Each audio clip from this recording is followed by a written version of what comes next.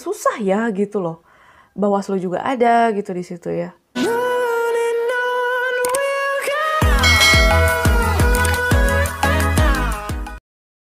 Hai guys, balik lagi bareng aku Arisa. Apa kabar semua hari ini? Semoga selalu sehat ya. Yang terpenting jaga selalu kesehatannya guys. Jangan lupa lo minum air putih banyak-banyak, tapi jangan kebanyakan ya. Nanti kembung bahaya.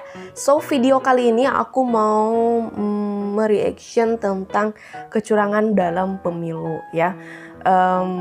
Isinya seperti apa, tapi dari judulnya semua auto terdiam.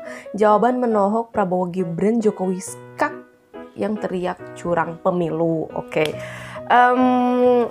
Buat teman-teman yang mau nonton video lainnya gitu ya, untuk link ada di kolom deskripsi. Maksud aku adalah channel yang aku maksudkan gitu, karena aku lupa guys nama channelnya ya, sorry. Tapi untuk linknya ada di kolom deskripsi, jadi teman-teman langsung klik aja link di kolom deskripsi ya. Ya teman-teman bisa lihat di ini di layar ya untuk channelnya. So kita dengar bareng-bareng, walaupun aku tahu teman-teman pasti sudah ada yang denger gitu seperti apa. Dan ya seperti biasa di video aku kali ini aku mau ajak teman-teman untuk nobar bareng aku lagi, kita lihat bareng-bareng guys ya. Oke, sebelum lanjut ke videonya guys, jangan lupa follow juga media sosial aku, ada Instagram, TikTok, fanspage, Facebooknya aku. Untuk link ada di kolom deskripsi, mempermudah teman-teman dalam pencarian. Kali aja ada teman-teman yang mau follow silakan, kalau enggak juga ya nggak apa-apa ya, di skip aja. So kita langsung gaskan ke videonya. Pola yang sama sekali 180 derajat berbeda ini saja kita sudah melihat, oh ternyata kalau yang nggak dapat sentuhan bansos itu memang murni hasilnya begitu. Tapi kalau yang dapat sentuhan bansos, saya selalu katakan begini, yang namanya anggaran 492 triliun monyet aja dibekalin itu jadi presiden, apalagi manusia begitu. Jadi baik. Yang pertama ya, mengenai kecurangan. Mengenai kecurangan. Caleg itu ada saksi di TPS. Benar. Partai ada saksi di TPS. Capres, cawapres, kandidat ada saksi di TPS. Di TPS ada Bawaslu. Sorry guys, ini aku pause dulu. Tapi memang benar sih kata Pak Jokowi ya. Kalau di TPS itu ada saksi-saksinya gitu. Jadi kalau misalnya kalau dipikir lagi untuk melakukan kecurangan itu kayaknya agak susah ya gitu loh. Bawaslu juga ada gitu di situ ya. Cuman ya aparat juga ya, ada di sana. Terbuka untuk diambil gambarnya. Saya kira pengawasan yang berlapis-lapis seperti ini akan menghilangkan adanya kecurangan. Tapi kalau memang ada betul, ada mekanisme untuk ke Bawaslu, mekanisme nanti persidangan di MK, saya kira sudah diatur semuanya kok. Jadi janganlah teriak-teriak curang. Ada bukti langsung bawa ke Bawaslu, ada bukti bawa ke MK. Ya benar ya. Yang kalah selalu mengatakan ada kecurangan. Itu selalu muncul setiap pemilu, siapapun pemenangnya. Tapi bentar, bukan hanya di pemilu gitu, di pertandingan apa-apa gitu ya. Kayak nggak usah yang terlalu pertandingan besar gitu.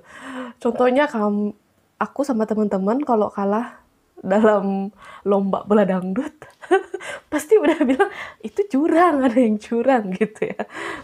Dan saya kira kalau modus semacam itu bisa menimpa siapa saja. Baik. Okay. Buktinya tadi di coblosan itu ada juga yang sudah tercoblos 03, tidak semua 02.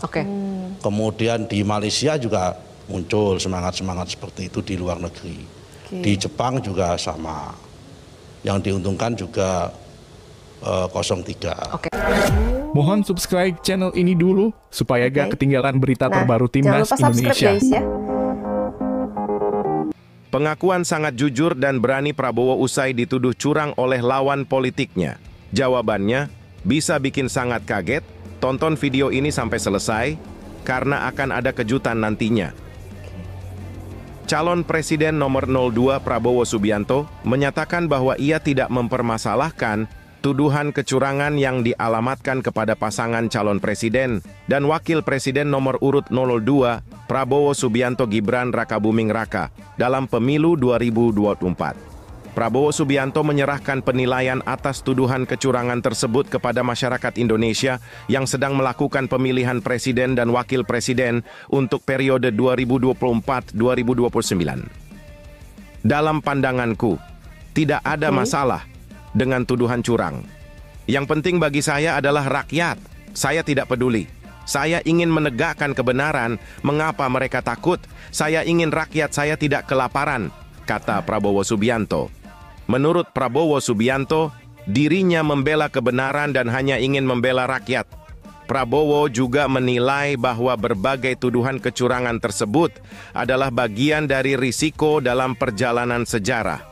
Seperti itulah risikonya dalam sejarah, setiap pergantian kepemimpinan memiliki keberhasilan dan kegagalan.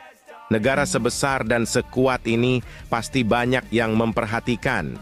Wah, oke. Janganlah kita terjebak dalam permainan besar ini.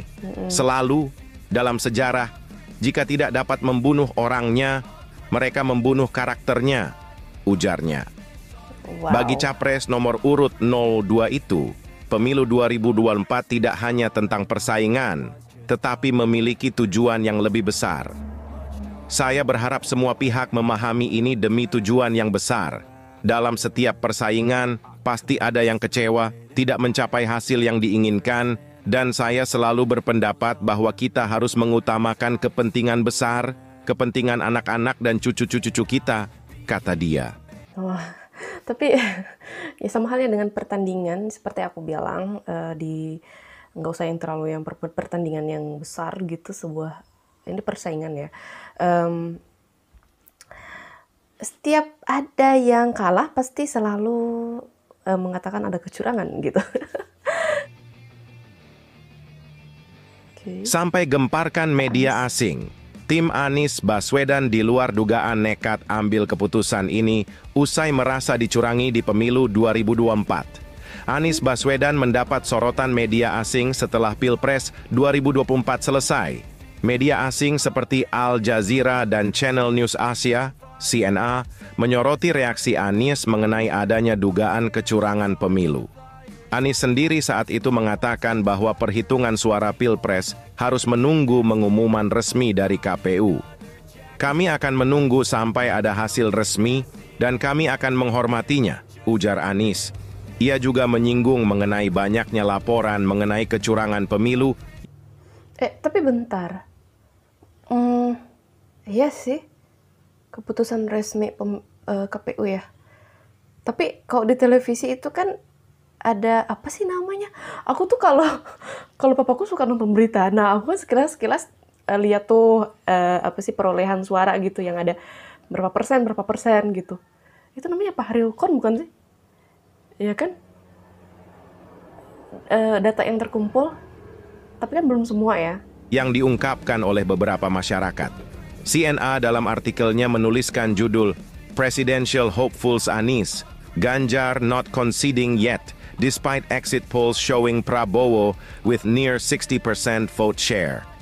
Di sisi lain, tim pemenangan nasional Anies Muhaimin, Timnas Amin, menemukan benang merah terkait indikasi kecurangan dalam pemilu 2024 yang dimulai sejak sebelum pencoblosan.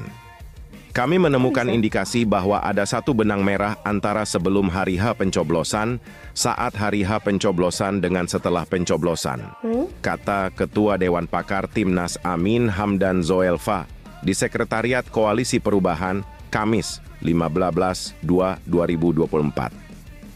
Hamdan mengatakan bahwa indikasi pelanggaran dalam pemilu 2024 terjadi secara terstruktur, sistematis, dan masif, TSM. Berbagai bukti, kata Hamdan, saat ini masih dikumpulkan untuk memperkuat dugaan pelanggaran tersebut. Kami sekarang ini sedang mengumpulkan bukti-bukti yang berkaitan dengan pelanggaran-pelanggaran yang sistematis, terstruktur, masif itu, ujarnya. Tapi benar ya, seperti kata Pak Jokowi di awal, kalau misalnya memang menemukan bukti, ya silakan dibawa ke Bawaslu, apa gitu ya. Begitu kata Pak Jokowi. Pernyataan mengejutkan Presiden Jokowi usai kubu lawan Prabowo teriak kecurangan di Pilpres 2024.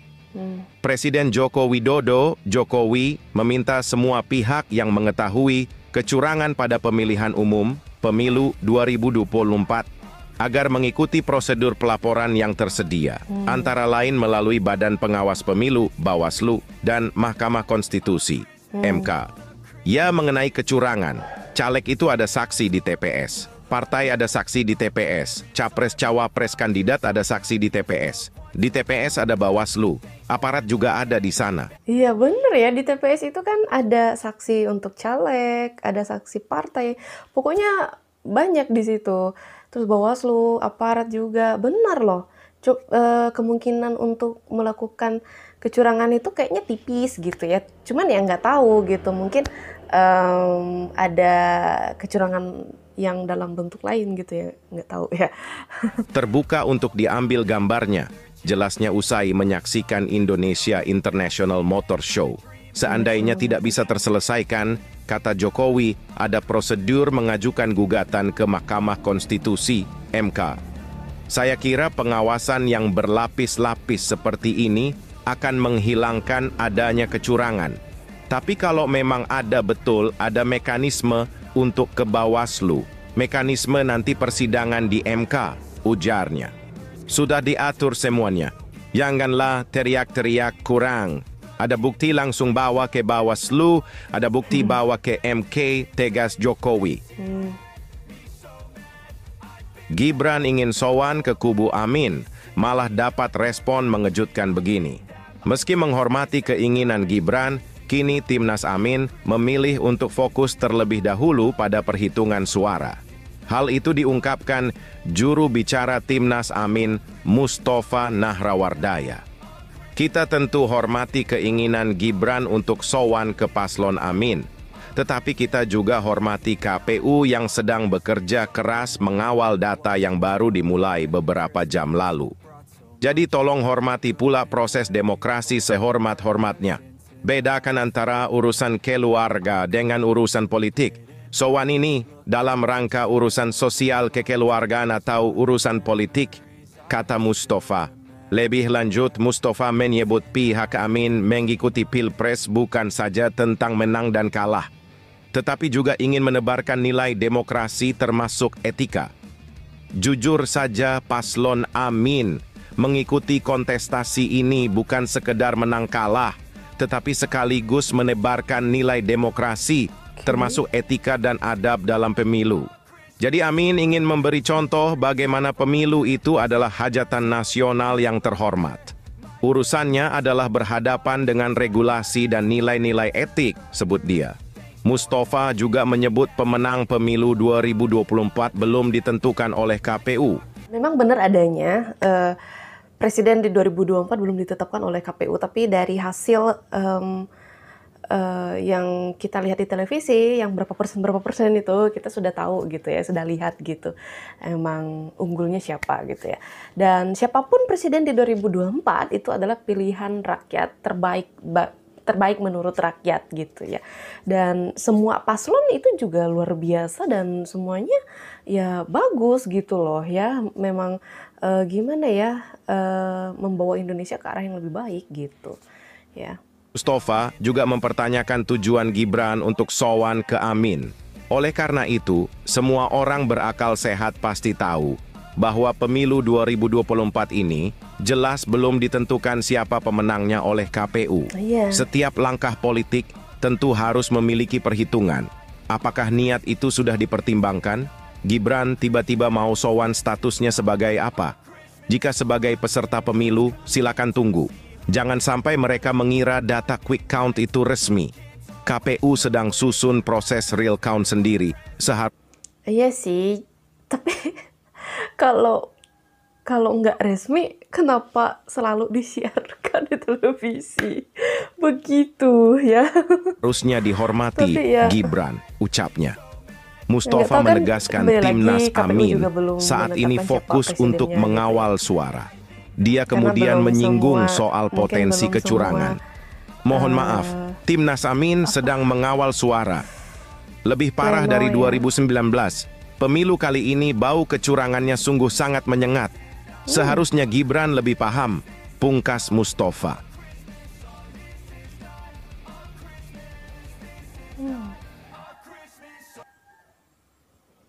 Selesai guys. Ya namanya juga dalam sebuah kompetisi ya, sebuah pertandingan apa sih, bukan ya, bukan pertandingan.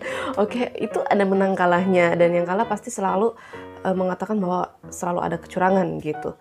Dan balik lagi, memang benar adanya, belum ditetapkan oleh KPU siapa yang akan menjadi presiden di 2024. Tapi kita sudah lihat di televisi gitu ya, ada apa sih namanya, perolehan suara gitu. Ya yang persen-persen gitu, ada berapa persen gitu ya.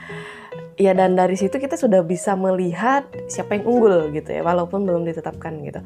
Tapi balik lagi, semua pasangan, semua calon presiden kita itu luar biasa semuanya bagus-bagus, membawa Indonesia ke arah yang lebih baik gitu ya.